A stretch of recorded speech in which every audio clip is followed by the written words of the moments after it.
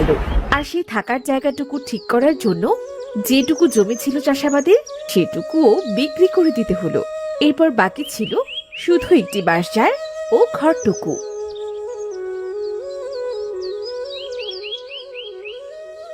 দাদিমা, আমাদের অবস্থা দিন দিন আরো খারাপ হয়ে যাচ্ছে।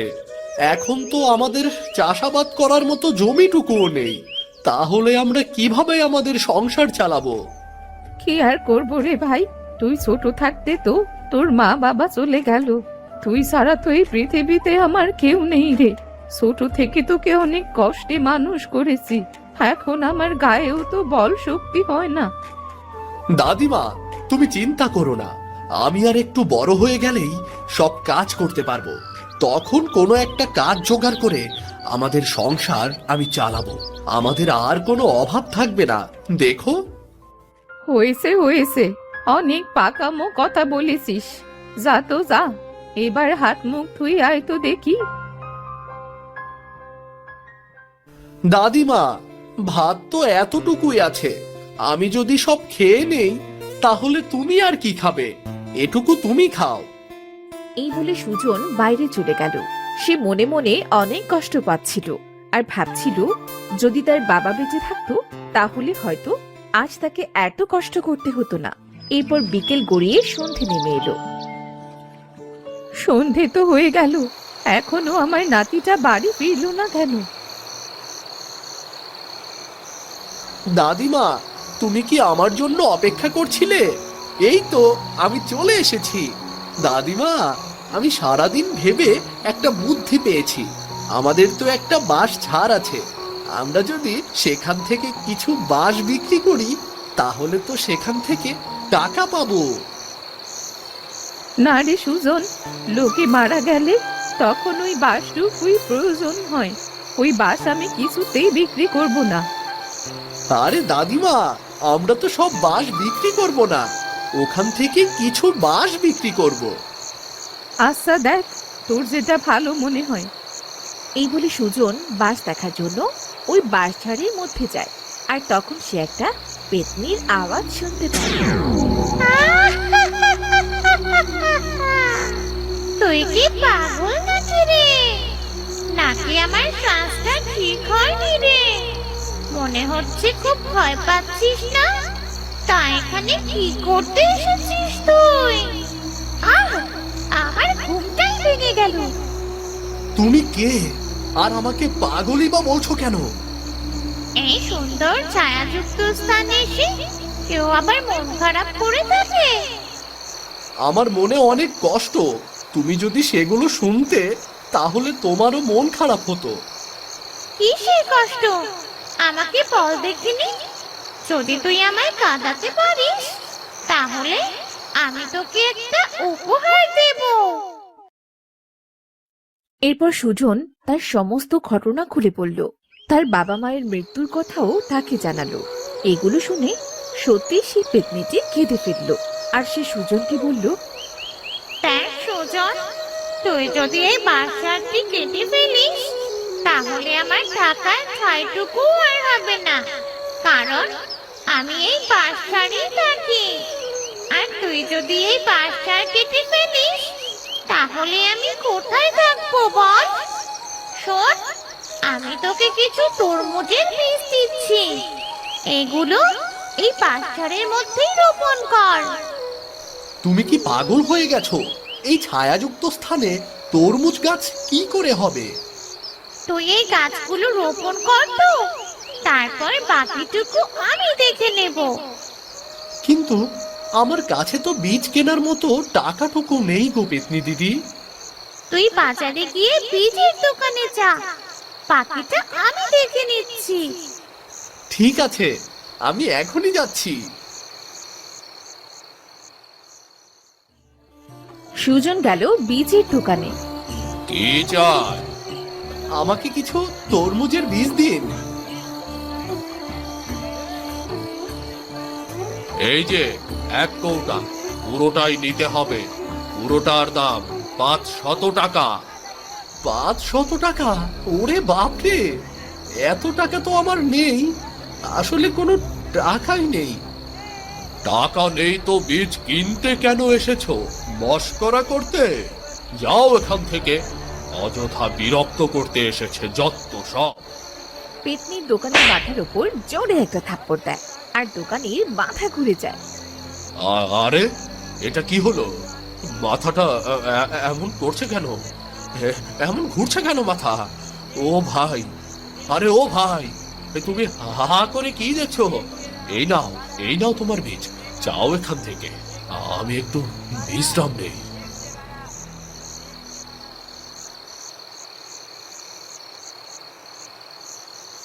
সুজন বাড়ি ফিরে ওর দাদিমাকে সবটা খুলে বলল। সবই তো বুঝলাম রে। আমি বলছি কি, তুই ওই পেতনির কথা মতো বার্সারের মধ্যেই তরমুজের বীজগুলো একবার রোপণ করেই দেখ না, হলেও তো হতে পারে গাছ।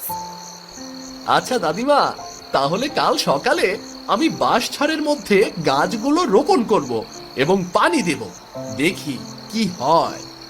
সেই বরং ভালো। ডুবে যাওয়ার আগে কিছু একটা আঁকড়ে ধরা উচিত।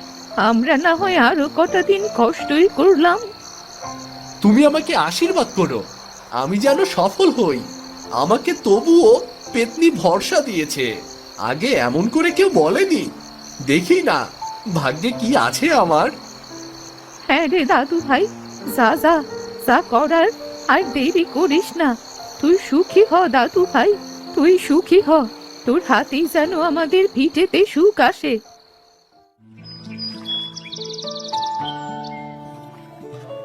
এর পরদিন সকালে সুজন এবং দাদিমা দুজন মিলে বাঁশঝাড়ের মধ্যে তরমুজের সেই বীজগুলো রোপণ করে এবং তাতে পানি দিয়ে তারা সন্ধ্যের মধ্যেই বাসায় ফিরে আসে।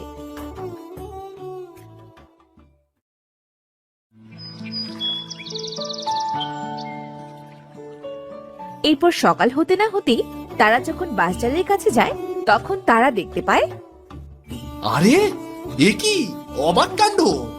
আমরা কালকে বীজ রোপণ করলাম আর আজকে গাছ বের হয়েছে এবং তাতে তরমুজ ধরেছে। শুধু কি তাই, তরমুজগুলো পেকেও গেছে। যাই আমি আগে দৌড়ে গিয়ে দাদিমাকে ডেকে আনি।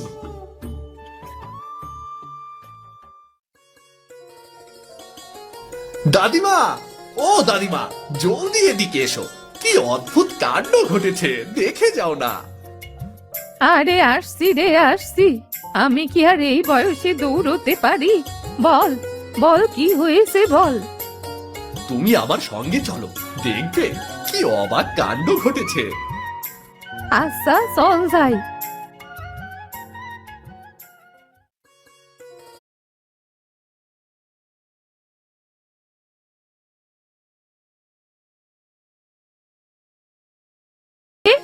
আমি কি দেখছি, আমরা না কালকে তরমুজের বীজগুলো রোপণ করেছিলাম, আজকের মধ্যেই তা গাছ হয়ে আবার তরমুজও ধরেছে।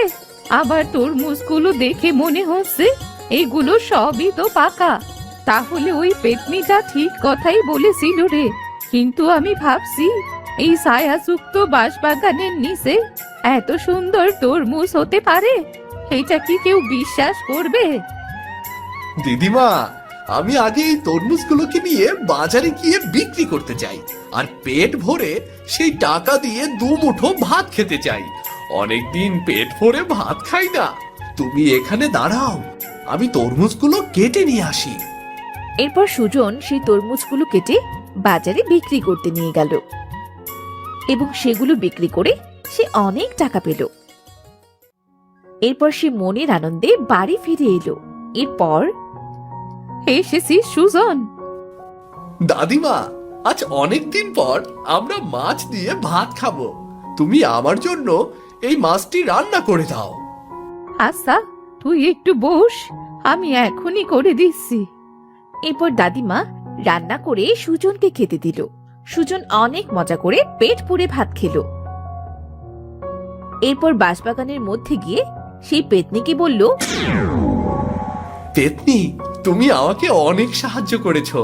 তোমার জন্য আজ আমি মাছ দিয়ে পেট ভরে ভাত খেতে পেরেছি। তুমি যদি আমাকে তরমুজের ওই বীজগুলো না দিতে, তাহলে আমার হয়তো না খেয়েই মরতে হতো। আমি তোমাকে কথা দিলাম আমরা কখনোই ওই বাঁশ ঝাড়টি কাটবো না, তুমি এখানেই থাকবে। তুই সত্যি বলছিস? তুই কখনোই বাঁশবাগানের বাঁশ কাটবি না তো? হ্যাঁ সত্যি বলছি, আমরা কখনোই কাটবো না। আহ, তুই কত ভালো রে। তবে আমি তোকে কিছু উপহার দিতে চাই। তুই আমাকে থাকতে দিয়েছিস, এটা তো তোর পাওনা। না গো, না গো পেতনি দিদি, আমার কিচ্ছু লাগবে না। দিদি, ভাইয়ের বাঁশবাগানে থাকবে, এটাই তো অনেক বড় উপহার। মানুষকে লোভী করে দেয়। আমি খেটে খাওয়া মানুষ, আমি খেটে খেয়ে দিন কাটাতে চাই। আমার তরমুজের চাষ ঠিক মতো হলেই হলো। তুই সত্যিই ভীষণ ভালো রে। তবে একটা কথা শোন, তোর যদি কখনো কোনো সাহায্যের দরকার পড়ে, সবার আগে তুই আমার কাছে আসবি। ঠিক আছে, তাই হবে। এরপর সুজন বাসায় ফিরে আসে। সুজন, ও সুজন, কোথায় গেলি রে দাদু ভাই? আহ, আজ ভীষণ গরম পড়েছে রে। এই তো দাদিমা, আমি তোমার জন্য স্নানের জল তুলে রেখেছি, যাও স্নান করে নাও। স্নান করলে গরম কম লাগবে। সে বেলা পড়ে এলে করবো ক্ষণ, তোকে সেই কখন থেকে ডাকছি, কোথায় সে থাকিস? ভাত বেড়ে বসে আছি, খিদে তৃষ্ণা পায় না তোর? আরে বলো না, বাজারে তরমুজের চাহিদা অনেক, সব বিক্রি করে ফিরতে দেরি হলো। বড্ড খিদে পেয়েছে গো। তা আমার একার জন্য পারবে? নিজেও তো খাবে নাকি? এত গরমে ভাত খেতে কার ভালো লাগে বল? আচ্ছা, তুমি আমার খাবার বেড়ে দাও, আমি তোমাকে একটা তরমুজ কেটে দিচ্ছি, তুমি মন ভরে তরমুজ খাও, কেমন? আচ্ছা ঠিক আছে, তাই হবে।